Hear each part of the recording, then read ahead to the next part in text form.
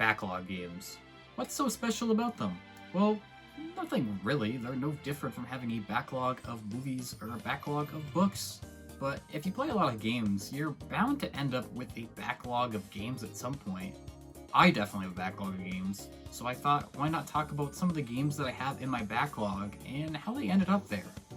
So, the number one game that I always think of whenever I'm looking back at my backlog of games is Astral Chain.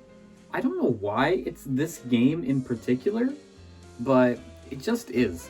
This was a game that I was looking forward to before it released. I had recently just played Bayonetta 1 and 2, and I wanted to play another game that was similar to it. So I saw that Platinum Games, the studio behind Bayonetta 1 and 2, was behind this new game called Astral Chain. So I followed it up until it released.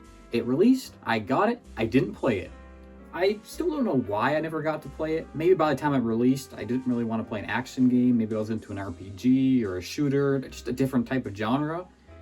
But I still have interest in getting to play it at some point. But as of right now, I still have not played it.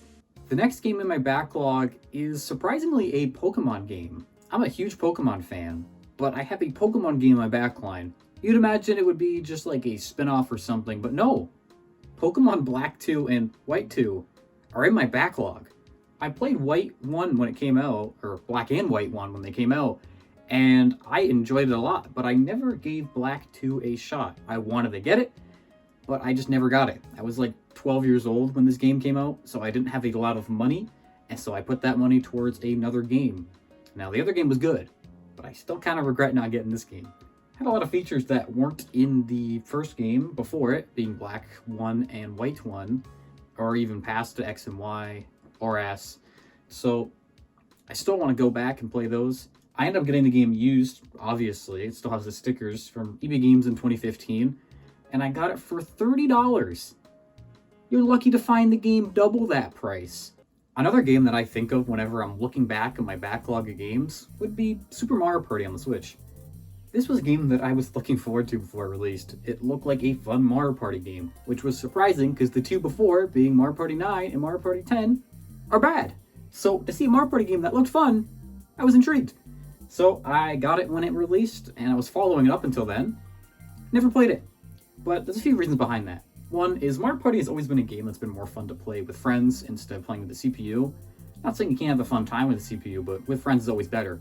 Number two, this game did not have online. It only had local, which is fine. Mario Party is better local than it is online. But around the time, I just wasn't playing a lot of local games with friends, and when I was, we were just playing other games like Smash Brothers. So this game just never got picked up. I eventually ended up playing the Superstars Mario Party, which was the one that released after this one, I believe in 2022. And as far as I can tell, that one is just this one, but better. There's two reasons why I ended up playing that one over this one. Number one, that one had online. And number two, it had more stuff I was interested in, old boards, old minigames, whatever. So I don't really see any incentive to go back to this one. I heard this one does have online now, but with the other one out and it just being this one but better, no real reason to go back to this one. Maybe one day I'll, turn this one on just to mix it up, different boards, minigames, just something different if I want to play Mario Party with friends. But for the most part, I'm just probably going to stick to the other one, and this one's probably going to remain in the backlog for quite a long while. So the game that I've probably put into my backlog most recently would be Soul Hackers 2. This wasn't a game I was looking forward to before it released. I was too busy not knowing it even existed, but a little before it released, a little after, maybe the day it released, I'm not too sure. I ended up discovering it and I'm like, okay, that looks like a fun little game, but it wasn't enough to get it right away. So I just forgot about it for a while, but I still kind of kept thinking about it. I'm like, oh, that Atlas RPG, yeah, that looks fun, yeah, but I just never got it. And one day I was on GameStop's website and buying something else, and they have this thing where if you spend X amount of money, they will give you free shipping. Well, the one thing I was buying didn't meet that requirement, so they were trying to give me $10 shipping. And I'm like, I kind of want free shipping though. I don't want to spend $10 shipping on a $30 product. So I was just looking around the website, saw this on sale for $20, so I'm like, sure, why not? So I got free shipping, got rid of the $10 shipping, and pretty much put that $10 towards the $20 game. Now, obviously, I didn't play this the second I got it. That's why it's in my backlog. But I would have rather thrown that $10 towards a game I'm going to play instead of throwing the $10 towards shipping of the thing I was buying. So I don't know, feels like a little bit better spent money than putting it on shipping. But I'll get to it eventually. I'm still interested in it, so I'm glad to actually have it physically. And especially a launch edition has some like bonus art cards, something like that. But I'd rather get something like this, or at least a newer game, sealed new, than instead of buying it, you know, used. So the game that's probably been in my backlog the longest out of any game I own would be Epic Mickey on the Nintendo Wii. Now, this was a game I really wanted to get as a kid. There were 3 main reasons behind that. Number 1, it had Mickey Mouse on it. Didn't have a Mickey Mouse game, so that had to be cool. Number 2, it was on the Wii. I was 10 years old. It was on the Wii. How did I not have this game? And number 3, had the word epic in the title. Once again, I was 10. How was I not gonna get this game? Yeah, I don't know much about this game. I've had it for years and I've never played it, which is surprising because even when I was younger, if I got a game I didn't really care for, it at least got played to kill an afternoon. But this one somehow passed that and never got played. I don't have any immediate plans to play it, but I still find it cool that I still have a sealed Wii game. That's kind of cool. So the last game I want to mention isn't really a backlog game, but it kind of is a backlog game. So I think it's interesting enough to at least mention it. Pokemon Let's Go Pikachu.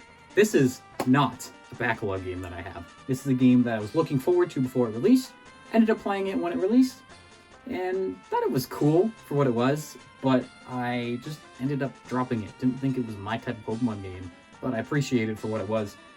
But I put enough time into it and have enough thoughts on it that I'm like, okay, I would not consider this a backlog game anymore. But then shortly after I've, played and got my time out of this game, I got Let's Go Eevee as a gift. I have not played Let's Go Eevee. This is still sealed. So technically, Let's Go Eevee is in my backlog. But I played Let's Go Pikachu, which is pretty much the same game, just one's Pikachu and one's Eevee.